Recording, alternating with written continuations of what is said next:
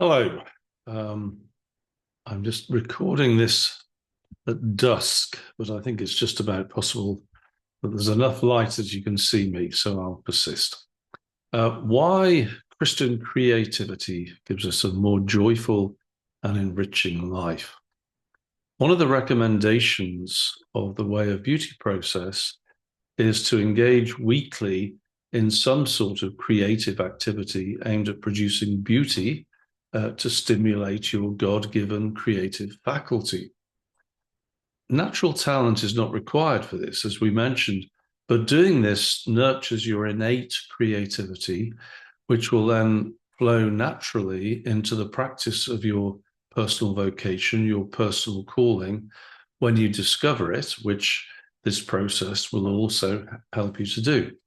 Now, the question that might follow from this is, why is it worth being creative? Probably many of you just assume that it's a good thing, but it's worth asking the question, why does it matter? The short answer is that it actually gives us a more joyful life.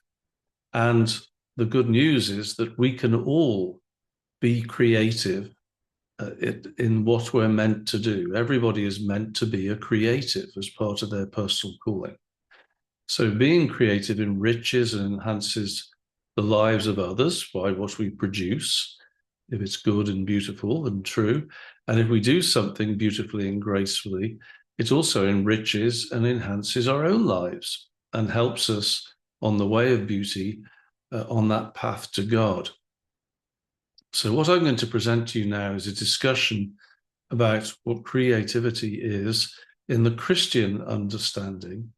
And as with other videos, I've written an essay on this on Substack, which I encourage you to look at.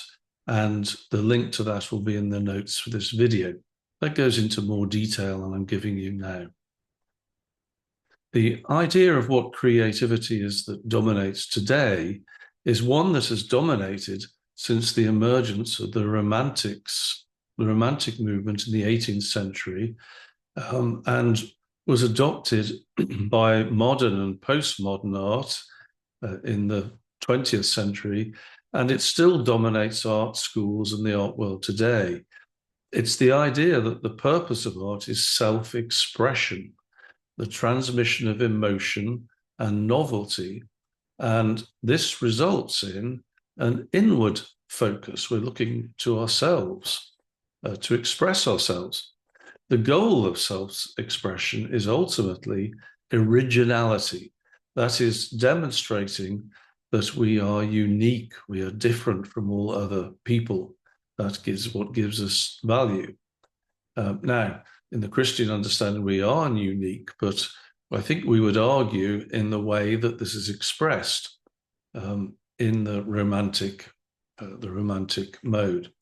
This approach embraces the romantic ideal of self-expression, ugliness, despair, chaos, even monotony, provided it is adjudged to be an authentic expression of the self. Beauty is no longer one of the goals. A modern artist very often would not be offended if you did not think that their work was beautiful. It almost goes without saying, therefore, that if self-expression is the goal, our source of inspiration is limited to ourselves, where we can look no further than ourselves. And as soon as we look beyond ourselves, then in the romantic view, we're not being authentic. So we don't want to look beyond ourselves because the art that arises from that would not be self-expression and would be devalued. Now, it seems evident that this approach is limited by finite human resources.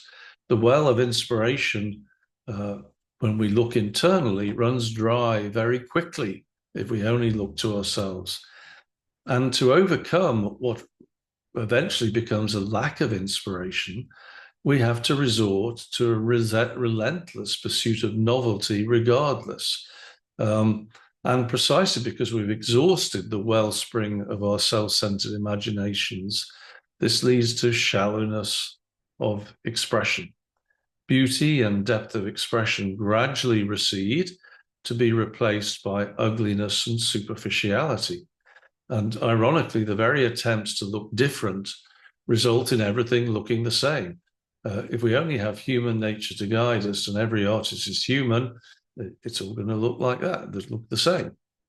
Now, modern art is essentially the same, whether it comes from America, Africa, or Asia. It tends to flatten out or erase cultural differences, in fact. So what's the traditional Christian approach to creativity? In the Christian understanding, inspiration comes from an infinite God, not the finite self.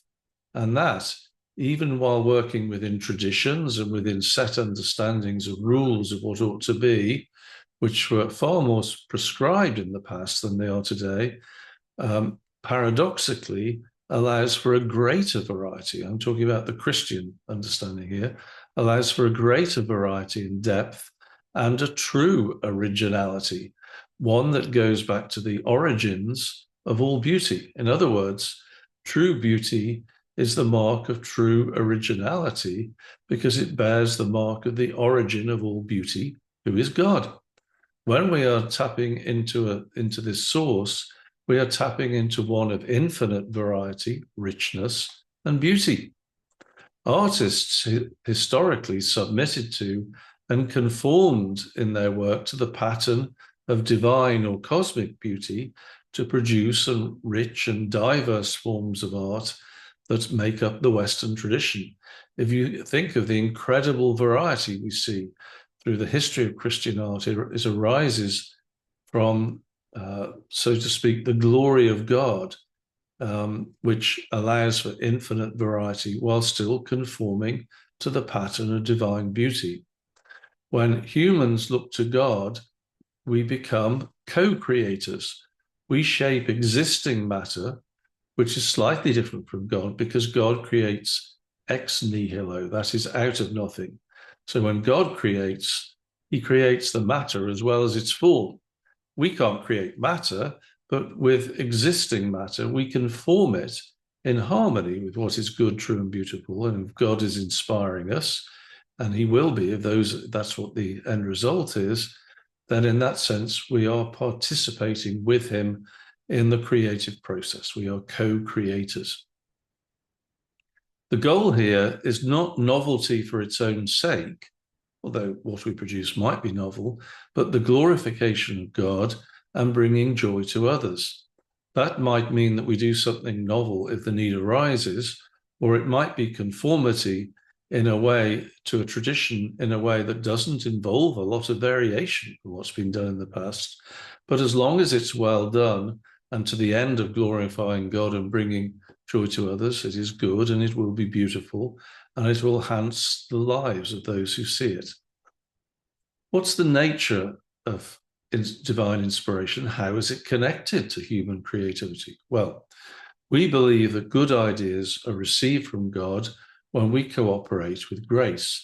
The graced imagination, that is, the imagination informed by God's prompting, integrates sensory data, information which we receive from our senses, which is stored in the memory and arises from experience, and puts it together under divine guidance. The measure of what results is judged by the quality of the outcome, the beauty and goodness of what we paint, if we're painters, not by how we feel during the process. The intensity of emotion and its originality are not relevant here. It is about the appreciation of what is good, beautiful, and true, and accurate, shall we say, and reflects love. There's a Greek word, techne, which means art or craft. And this is the practical virtue, so distinct from a moral virtue. It's a practical virtue of skillfully making beautiful things with a purpose.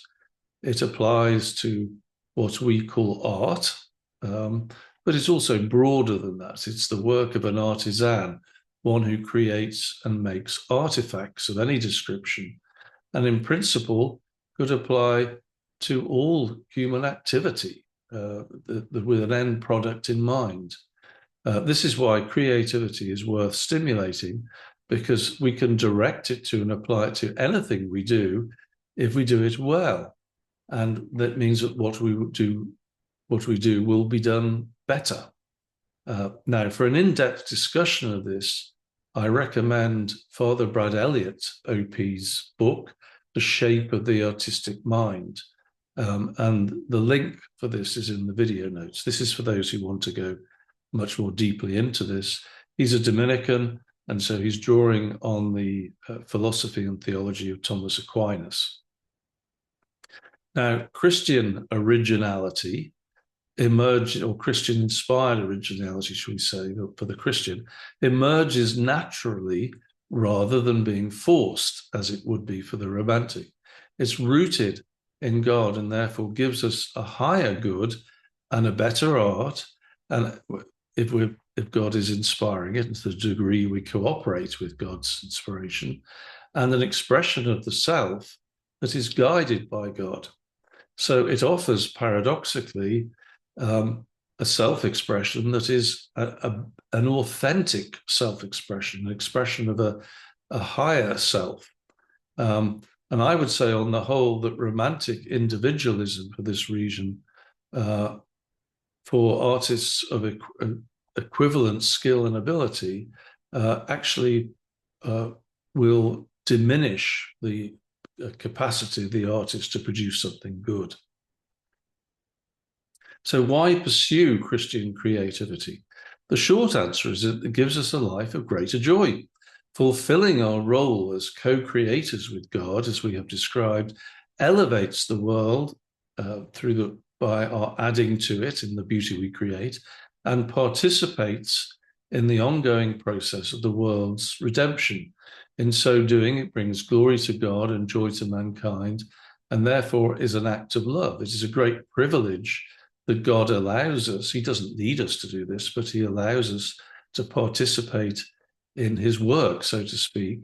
And it becomes an act of charity by which we return God's love to him. Therefore, as we've said, co-creation is a privilege that God gives us. And so through this, we offer love to God and man, and thereby increase our own joy as well. The more we love others, the more joyful we are. The more we love God, the more joyful we are. The way of beauty process, Scala's way of beauty process, is actually a modern adaptation that drew of what would have been the essential elements of a traditional formation of artists that would have been given to artists, for example, 250 years ago. Aside from the skill of drawing and painting, it offers a formation that engages the whole person, opens us up to inspiration, and forms us to appreciate the beauty of God. The daily and weekly habits foster a graced imagination, bring us to joy, and speed us on that path of vocational discernment, by which we then express it again in our own unique way. Ironically, this gives us exactly what the Romantics were looking for, but in a true way and in a more authentic way. As I say, I don't quarrel with the Romantics for wanting to seek a unique expression, but what I would say is that their mode of doing so actually, and ironically, does exactly the opposite. The Romantics felt that they were breaking free from the chains of Christian thinking, but in fact, the result, once it was eventually purged of all Christian influence, shows us that for example, the ugliness of so much contemporary culture, that there is no order beyond God's order, and only disorder and the bondage, so to speak, of self, and the bondage of sin, of self-centeredness.